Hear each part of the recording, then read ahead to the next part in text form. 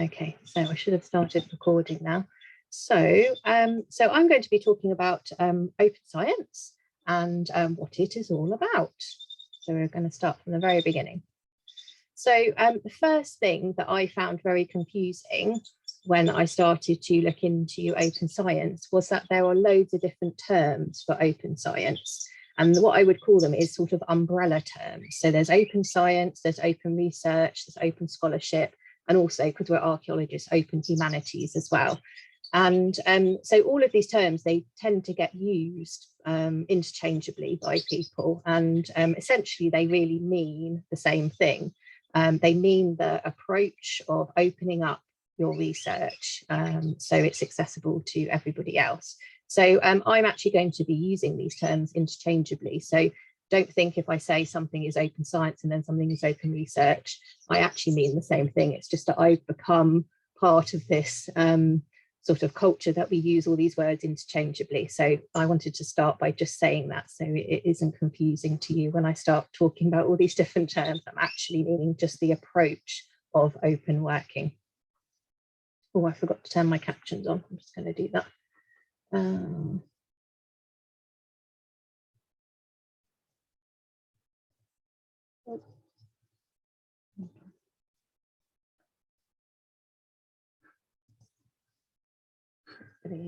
Hopefully it's going to start now. Yeah, there you go. So where has open science come from? So I did a bit of research on this, and actually open science has been traced back to the Middle Ages, which I thought you'd all be interested in as archaeologists. And this research culture of open science was first made possible and positively encouraged by the system of aristocratic patronage of kings and well-off nobles that saw the benefit of sponsoring philosophers and well-renowned people of learning. And then in the 17th century, open science became visible in public life when the first science periodicals were published. And then in 1660, the first science association was founded, which was the Royal Society of London for Improving of Natural Knowledge. And this association had a very strong emphasis on open science, and they actually included women within their association, which was a bit of a first. Well, it would have been a first because it's the first association, but very different to other associations at a similar time. And this movement really started to occur because of increasing importance of mathematics at the time in different disciplines, and also the spread of the printing press. And then if we come more up to date in the 20th and 21st century, the growth of open science as a movement is very closely linked to the development of the internet and related technologies, tools and communication channels. And one of the drivers of this current surge in research towards openness has occurred from worries about the lack of reproducibility. And if you don't know what reproducibility is, it's research that can be independently recreated from the same data and the same code from the or provided by the original team. And concerns about a lack of reproducibility started in the field of psychology more than 10 years ago, with studies being retracted by journals, and it's really radiated out from there into other disciplines. And they coined the term reproducibility crisis in the early 2010s. And I think what really highlighted this reproducibility crisis is a survey that was conducted by the journal Nature about reproducibility. And it was responded to by scientists from a very wide range of disciplines. And they were saying, and 90% of them said that they thought there was a crisis of reproducibility in their scientific discipline. And 70% of those scientists had actually tried and failed to reproduce another scientist's experiment. So I find that quite worrying, actually. I also think that this current open science movement is being accelerated by the ideas and work around sustainability at the moment and climate change. We've just had COP26. I think it is very related to anything related to sustainability and climate change. But the other big driver at the moment is the current COVID pandemic that has really made us all have to embrace more technological ways of working and also think about how we can work better together. So what actually is open science? And I've got a definition here. So it says open science, it aims to transform research by making it more reproducible, transparent, reusable, collaborative, accountable, and accessible to society. So it pushes for change in the way that research is carried out and disseminated by digital tools. And to achieve this openness in research, each element of the research process should be publicly available. So it's very difficult to use and benefit from knowledge that's hidden behind barriers such as passwords and paywalls. It should also be reusable. So research outputs need to be licensed properly so that users know any limitations on the reuse. And it should also be transparent. And I really think transparency is one of the real key things about open science. So you should provide appropriate metadata. So that's all of the documentation about your data and your research, so that we can provide clear statements about how the research outputs were actually produced and what they do actually contain. So all of these umbrella terms, such as open science and open scholarship, can be broken down into a number of different practices. And thinking about and implementing all of these different practices can seem very overwhelming, and you really don't have to do all of them at once. Some of them might not relate to your work at all, but it's good to know and to have an overview of all of these practices to see what might be something that you could start to do. So today we're going to go over a number of them in detail. So as I said before, open data, open source software, or it could be called open analysis, open methods, and open access publishing. But as you can see, there are lots of other practices that you might want to know about. So open source hardware, citizen science, participatory research, open educational resources, and then equity, diversity, and inclusion. So I'm going to introduce you to some of these examples in a few slides' time. And please do think about any questions you might have about all of these different practices as you hear the different presentations today. And please do put any questions in the shared document or the Slack or the Zoom chat, actually, because there's lots of places to put it. I think really the outcomes of all of these practices can be grouped together into two areas. So firstly, I've already said about sustainability. I really think this is one of the key goals of open science. And so the transparency really of these practices, so implementing all of these practices in your research, leads to the ability to reproduce research. And then this gives research in general an increase in quality. And this is leading to the more sustainable research for people to reuse and build on that in the future. So for example, more researchers could reuse the methods that you publish if you've made them into very robust methods. If you open up your data, you can it can be further explored by other people, maybe in a way that you hadn't even thought about before. So it could be reused.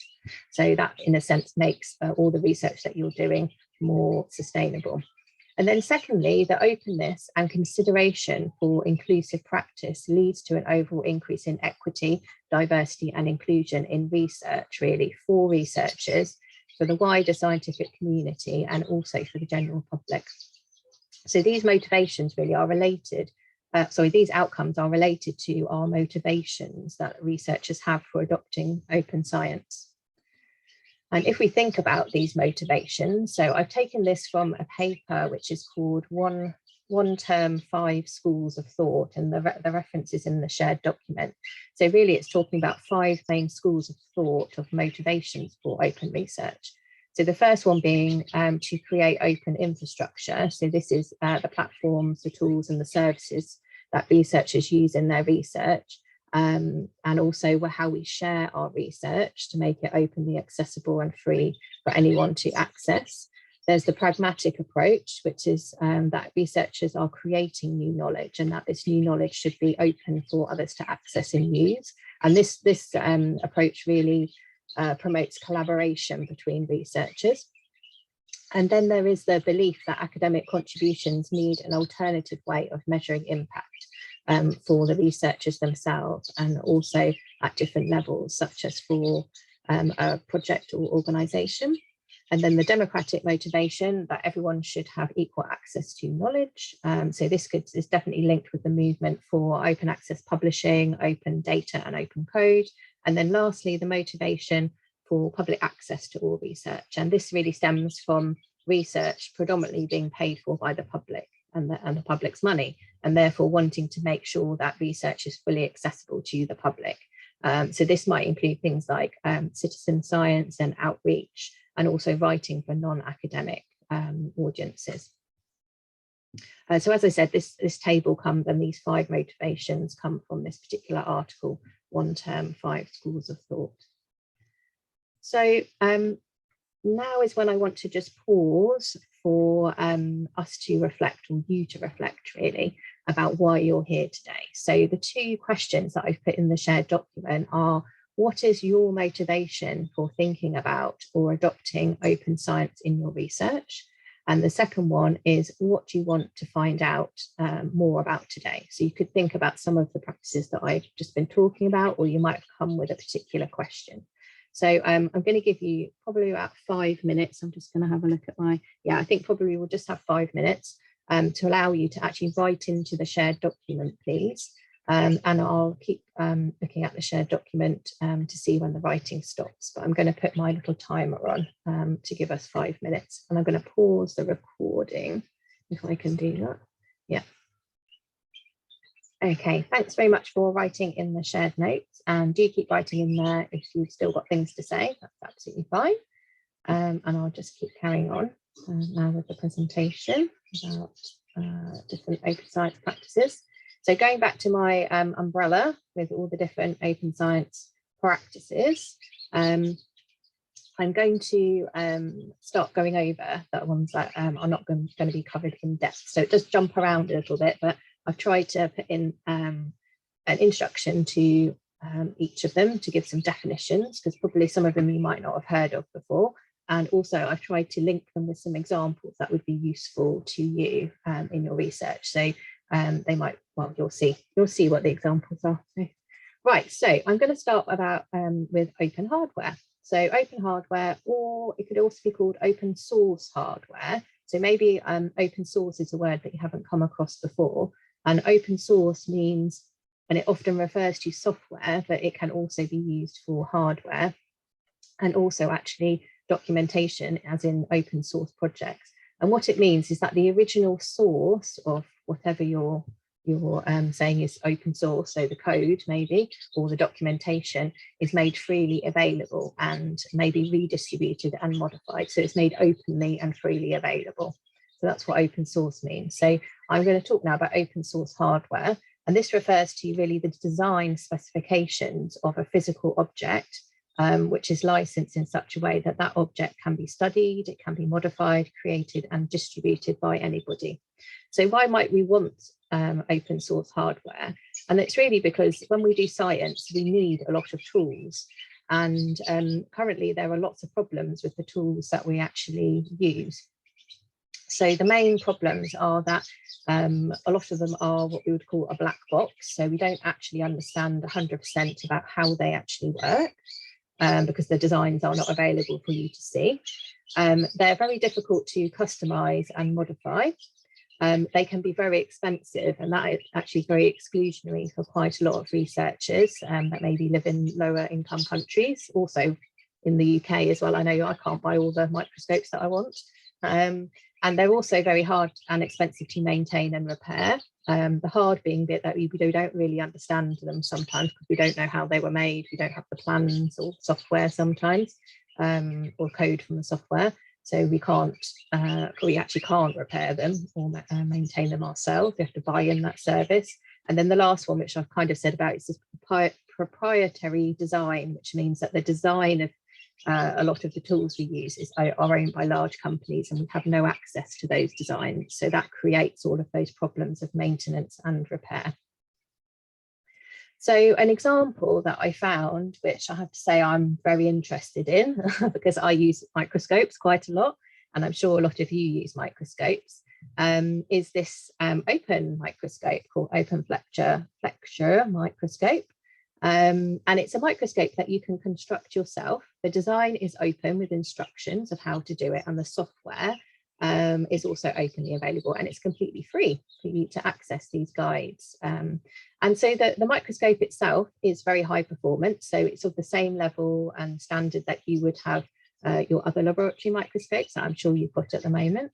It's very low cost because how you actually make it is you 3D print the body, and they give you a guide to how to print this and how to assemble it. So you might think, oh, I don't have a 3D printer, but actually probably at your institution somewhere, somebody does have a 3D printer now, because they're actually quite available and fairly low cost to actually get a 3D printer now. They're based on linking up a Raspberry Pi, you can, which is a build yourself low cost computer processor. You can actually link them up to other processors as well, but they've done this specific link because it's very low cost. The Raspberry Pi is low cost, and you can also link them up to a camera. So just like you would with another microscope to take images while you're doing your work on the microscope. So they provide the software freely available to link up the computer and the camera with the microscope.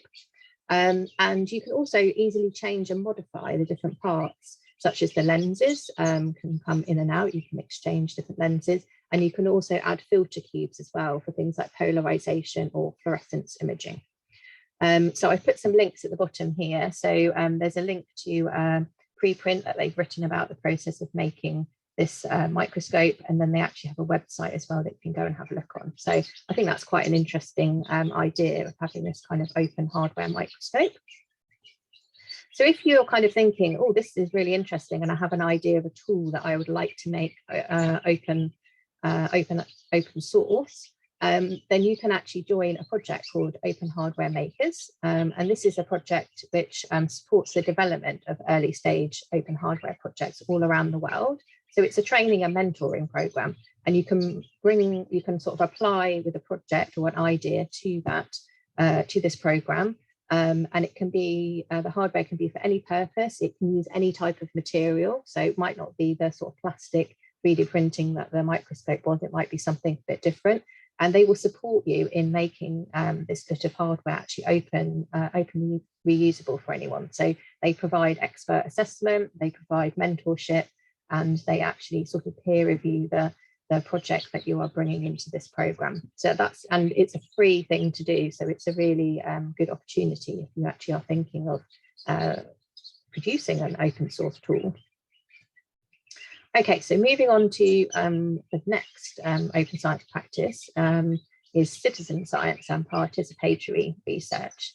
So these have very overlapping aims, which is why they're on this nice image, which is from the Turing Way. And so participatory research, it really strives to close the gap between researchers and the research subject. So giving power really to the people who ultimately stand to gain or lose most from this research. Whereas citizen science emphasizes the power of people. So this is sort of en masse to enhance research and support the discovery of science or outcomes. And then both these practices usually take an open science approach, including open source platforms that foster collaborative working. They open their work, they license their work openly, and they use open and fair data. So if we sort of dig into this a little bit more in detail, I would say citizen science is about having non-professional scientists recruited to perform a specific task.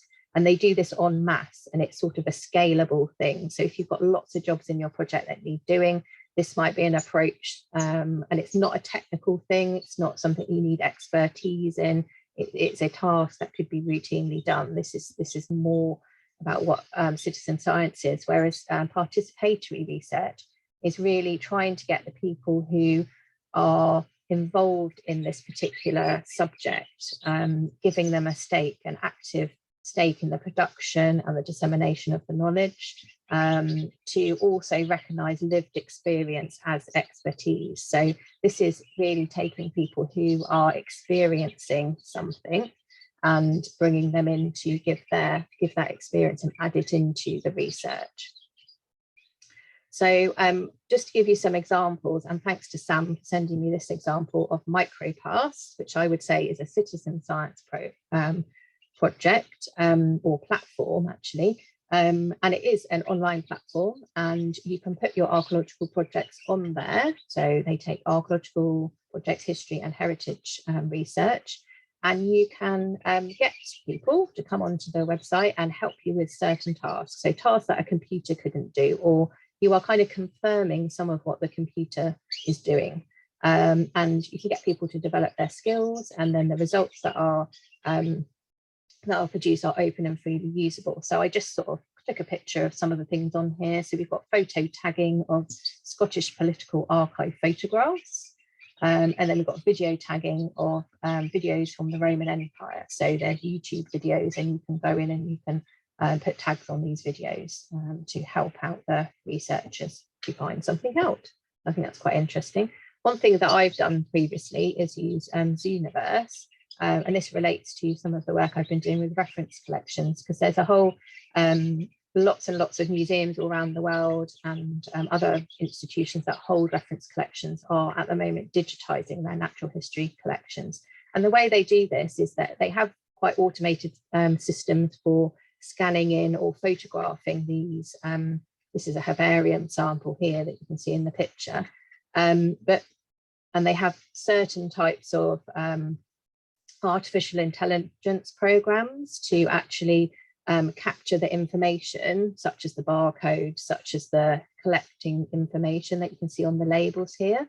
But what actually they need is they need people to verify that what has been captured by the computer program is actually valid. So it is actually what is written on the label. And that's something that can be done through the citizen science platform, Zooniverse. And you can go on there today and you can join in straight away.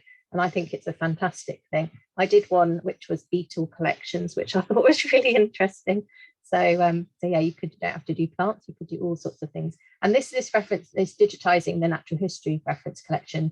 People are using it as this historical baseline relating to things like climate change and biodiversity changes. So it has a lot of relevance to a lot of the themes that are going through archaeological studies at the moment. And then I wanted to try and find an example of what I think is participatory research to kind of show you a bit of the difference. And so I found this example, which I do know quite well, is Operation Nightingale. Why I think this is an example of participatory research is because the military personnel that are involved in this project, they are learning new skills and they're really being involved in the evolution of this project. So they have a stake in the project, which is to do with their own mental well-being, because this project, it began in 2011, and its actual mission was to try and improve the lives of wounded, injured and sick military personnel and veterans using archaeology. So really the aims of it are archaeological, but actually there is another aim, which is to do with mental health, which I think is a very important thing to support. And this project was, is being led by Richard Osgood, who is the senior archaeologist at the Ministry of Defence in the UK. And over the past few years, this project, they've been excavating a location of a Bronze Age roundhouse on Salisbury Plain. And this has actually led them to reconstructing a Bronze Age roundhouse at Butser Ancient Farm. And if you don't know Butser Ancient Farm, it's this amazing outdoor museum that focuses on experimental archaeology and education. And they have lots of different reconstructed houses going from the Stone Age, Bronze Age. They have a lovely Roman house now with hypercourse as well. And they also have Anglo-Saxon structures as well. So Operation Nightingale have built, as you can see on the picture here, they've been building a Bronze Age roundhouse on the same plan as the one that they found in their excavations, which I think is a great thing to do. And it's been really, really successful, this particular project, on a number of fronts, not just on an archaeological front, because they're finding some really important archaeological information, and they're doing this experimental archaeology, which I think is really interesting. But actually these volunteers, they're really gaining something out of this project because they are working as guides now at Butser Ancient Farm, and they're also, some of them, going to university to study archaeology. So it's having a really big impact on these people who have a stake in this project, which is why I think it's more of a participatory research project than a citizen science project. So hopefully that's a nice example to show you. Right, so moving on to open educational resources. So this is probably something you're quite familiar with, because these MOOCs, so massive open online courses, are done by lots of organisations now, even universities and different research organisations. And really the idea of open education is really to widen the participation and the inclusiveness of education in general society. So it's to broaden it from being something that's very formal and traditional education to really being something that anybody can access. So usually that's through an online platform, because that really is the most accessible way, or maybe through distance learning. But really the online platforms is something which has really advanced, especially in this pandemic time. So I wanted just to highlight some of the places you can go, to the communities and the different online platforms you can go for open and free online training and other educational resources to do with open science practices. So some of these which have actual courses are Open Science MOOC, so the massive open online courses. They've got lots of courses. Foster was a European project which has a massive amount of courses, all online and all free, about open science, and that is a particularly amazing resource, Foster. So please go and check that out. Other courses you might be interested in, the Carpentries, they run a lot of courses which are about computational skills, so you can go and learn R and Python and other coding languages through their courses.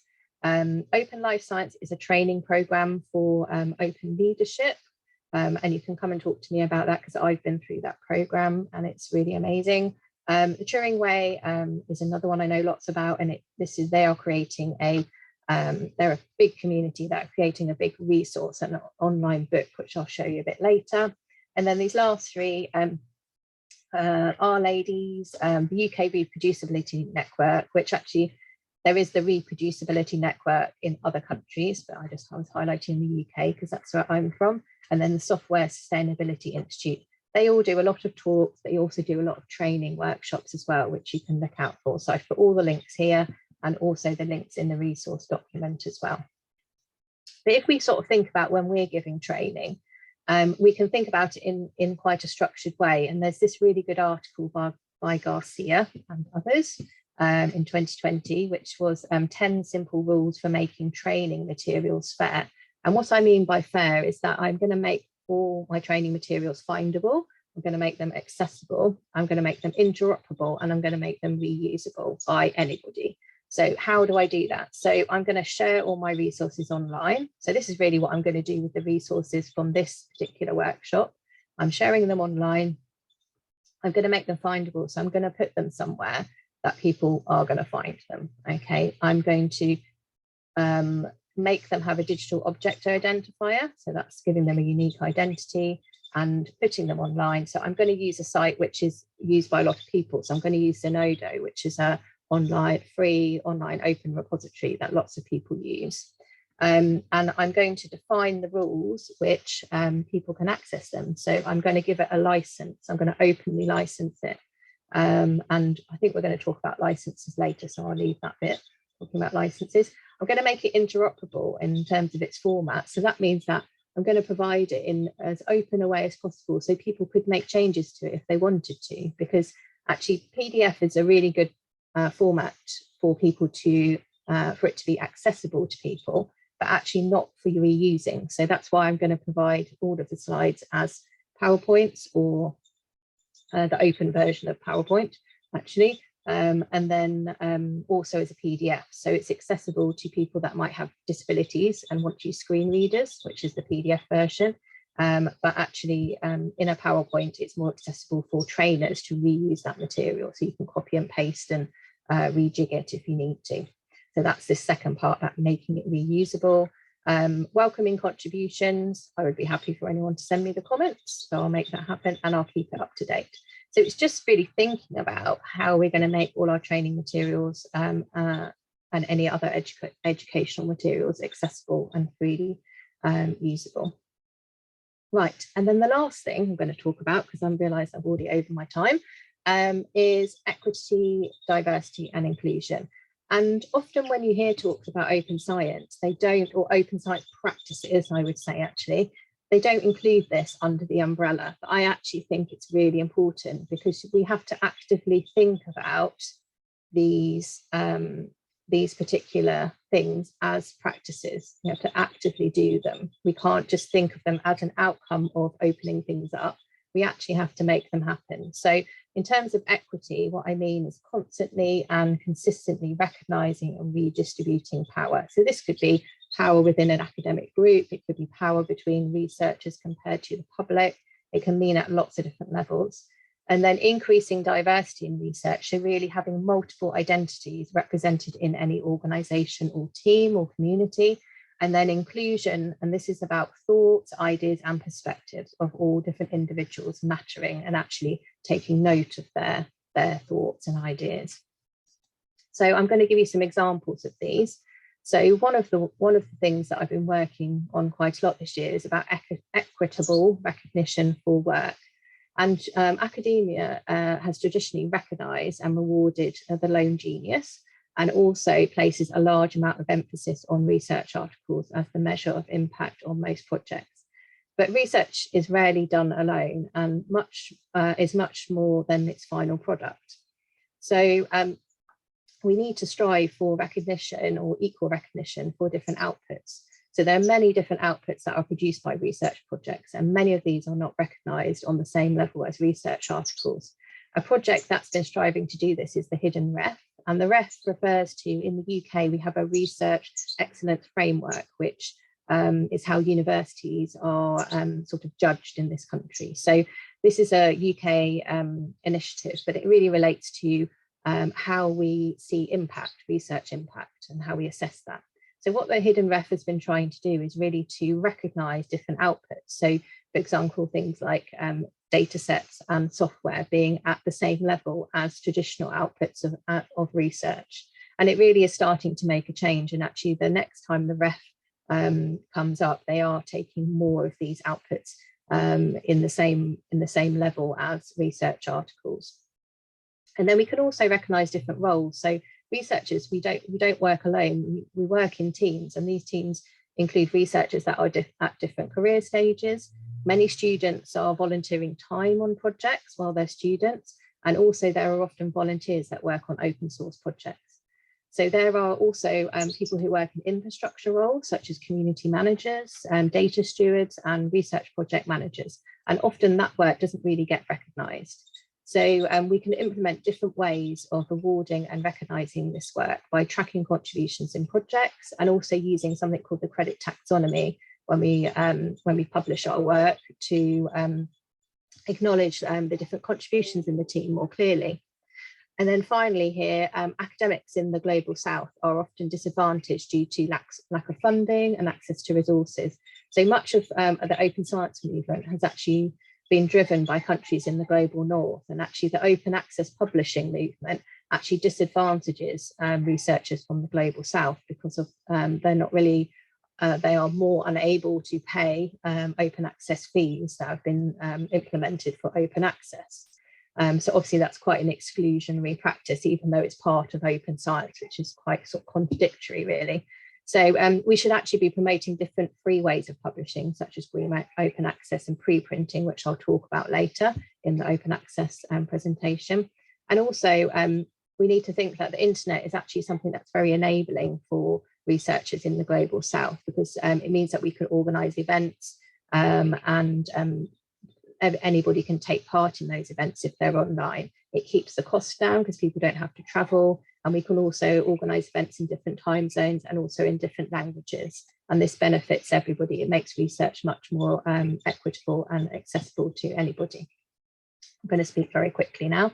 So diversity, really we should be thinking about who is being excluded, and we should be doing something about that. So we need to actively consider accessibility when we're employing people for events, for publications. And the example that I have is that I went to this amazing talk earlier this year by Dr. Becca Wilson, earlier this year, and it highlighted how we can do things better for people who have disabilities. So in the UK, we have 19% of working age people having disabilities. And at a survey that she conducted found that at undergraduate level in higher education institutes in the UK, this was roughly the same. But actually, when you move up to postdoctoral researchers and then even up to professors and higher, it goes down massively. So 4% for postdoctoral researchers and 3% for professors. So, I mean, why is this? Because really this is not right, okay? So following this talk, there was a panel of disabled researchers that were giving their views of why this might actually be. And so things that they talked about was just absolutely heartbreaking. One of the examples was that there was no consideration for disabled access to lecture theatres, meaning that lecturers in wheelchairs could not even get into the room that they had to work in. I mean, that's just awful. And then other issues such as no consideration for flexible working when people need to actually attend hospital appointments, and then also no adaptations made for accessibility for documents for researchers that were using screen readers. So all of these things are extremely exclusionary and things that we must address. And then lastly, about inclusion. So we should really be actively building inclusive research projects and communities now. And I'm highlighting Open Life Science because really their programme of open leadership is to build inclusive projects and communities. So the things that they highlight is working in an open source manner, so working from the beginning openly so that everything is transparent and available, providing introductions to your project, using codes of conduct so that we actively include everybody and no one is excluded, being very clear about who and how you can contribute to these projects, and very clear licensing, and licensing openly all of your work from the beginning so that it's fully accessible. And one thing that can help with this is to employ community managers. And I've been working as a community manager for the last year.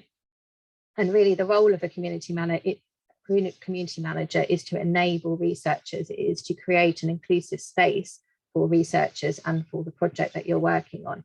And it's to open up communication channels, it's to provide training and make it very clear that it's an inclusive space for people to work in. I think I'm going to have to skip some of the slides because I'm going to talk about this later. So I think I better end now. So just back to these practices here. So hopefully I've given you a bit of an insight into some of these different practices.